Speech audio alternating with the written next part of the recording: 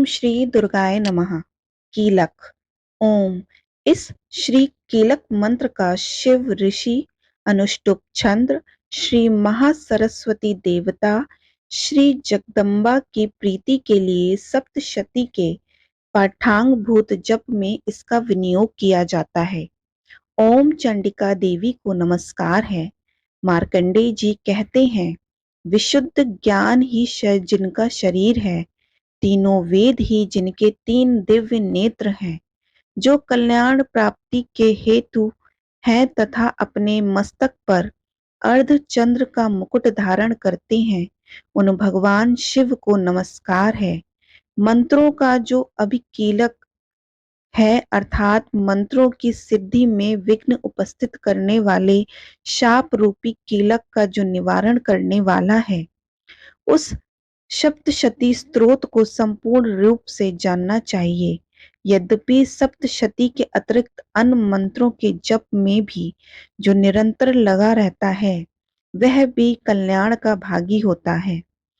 उसके भी उच्चाटन आदि कर्म सिद्ध होते हैं तथा उसे भी समस्त दुर्लभ वस्तुओं की प्राप्ति होती है। तदापि जो अन्य मंत्रों का जप ना करके केवल इस सप्तशती नामक स्तोत्र से ही देवी की स्तुति करते हैं, उन्हें स्तुति मात्र से ही सच्चिदानंद स्वरूपी रूपिणी देवी सिद्ध हो जाती हैं।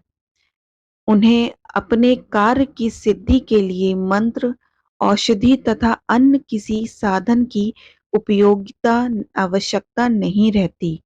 बिना जप के ही उनके उच्चाटन आदि समस्त अभिचारिक कर्म सिद्ध हो जाते हैं। इतना ही नहीं, उनकी संपूर्ण अभिष्ट वस्तुएं भी सिद्ध होती हैं। लोगों के मन में यह शंका थी कि जब केवल सप्तशती की उपासना से अथवा सप्तशती को छोड़कर अन्य मंत्रों की उपासना से भी समान रूप से सब कार्य सिद्ध होते हैं, तब इनमें श्रेष्ठ कौन सा साधन है? लोगों की इस शंकाओं को सामने रखकर भगवान शंकर ने अपने पास आए हुए जिज्ञासुओं को समझाया कि यह सप्तशती नामक संपूर्ण स्तोत्र ही सर्वश्रेष्ठ एवं कल्याणमय है। तदंतर भगवती चंडिका के सप्तशती नामक स्तोत्र को महादेव जी ने गुप्त कर दिया। सप्तशती के पाठ से जो पुण्य प्राप्त होता है, उसकी कभी समाप्ति नहीं होती, किंतु अन्य मंत्रों के जप जन्य पुण्य की समाप्ति हो जाती है। अतः भगवान शिव ने अन्य मंत्रों की अपेक्षा जो सप्तशती की श्रेष्ठता का निर्णय किया, उसे यथार्थ ही जानना चाहिए।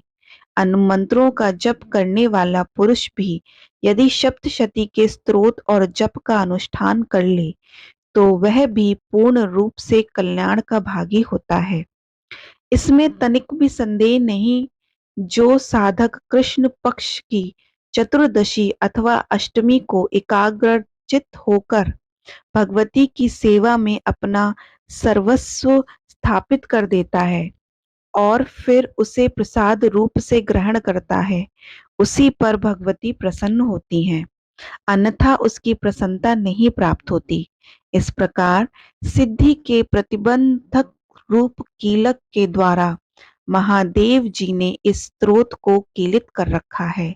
जो पूर्वोक्त रीति से निष्कीलन करके इस सप्तशती स्तोत्र का प्रतिदिन स्पष्ट उच्चारण पूर्वक पाठ करता है, वह मनुष्य सिद्ध हो जाता है। वहीं देवी का पार्षद होता है और वहीं गंधर्व भी होता है। सर्वत्र विचरते रहने पर भी इस संसार में उसे कहीं भी भय नहीं होता। वह अपमृत्यु के वश में नहीं पड़ता तथा देह त्यागने के अनंतर मोक्ष प्राप्त कर लेता है। अतः कीलन को जानकर उसका परिहार करके ही सप्तशती का पाठ आरंभ करें। जो ऐसा नहीं करता, उसका नाश हो जाता है। इसके लिए कीलक और निष्कीलन का ज्ञान प्राप्त करने पर ही यह स्तोत्र निर्दोष होता है और विद्वान पुरुष इस निर्दोष स्तोत्र का ही पाठ आरंभ करते हैं। स्त्रियों में जो कुछ भी सौभाग्य आदि दृष्टि गोचर होता है, वह सब देवी के प्रसाद का ही फल है। अतः इस कल्याणमय स्तोत्र का सदा जप करना चाहिए।